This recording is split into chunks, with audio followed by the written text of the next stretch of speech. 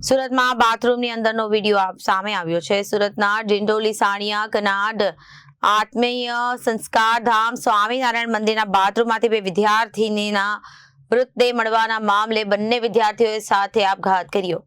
બહેનપણીઓના મૃતદેહ પાસેથી ઇન્જેક્શન અને એનેસ્થેસિયાની દવાની પોલીસને મળી આવી બોટલો।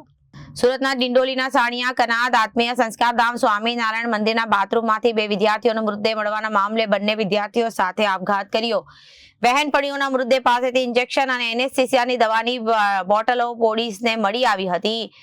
રોશની સિરસાટ અને જ્યોત્સના ચૌધરી એનેસ્થેસિયાની દવા અને ઇન્જેક્શનના ઓવરડોઝ લઈ આપઘાત કર્યો। મૃતક જ્યોત્સના ચૌધરીનું બાથરૂમમાંથી બેગ મળી આવ્યું હતું। એમાંથી રોશની અને જ્યોત્સનાના ફોટો મળી આવ્યા હતા।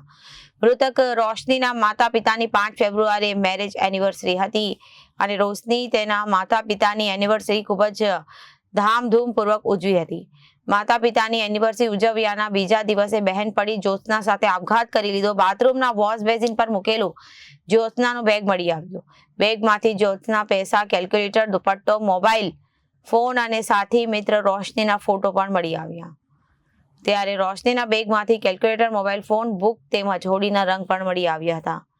બંને બહેનપણીના સામૂહિક આપઘાત પાછળ હજુ ચોક્કસ કારણ જાણવા મળ્યું નથી। બંનેના આપઘાત પાછળ ઘેરાતું રહસ્ય અંગે પોલીસે તપાસ શરૂ કરી છે। Reporter Arvind Rathod, Janadesh news, Surat.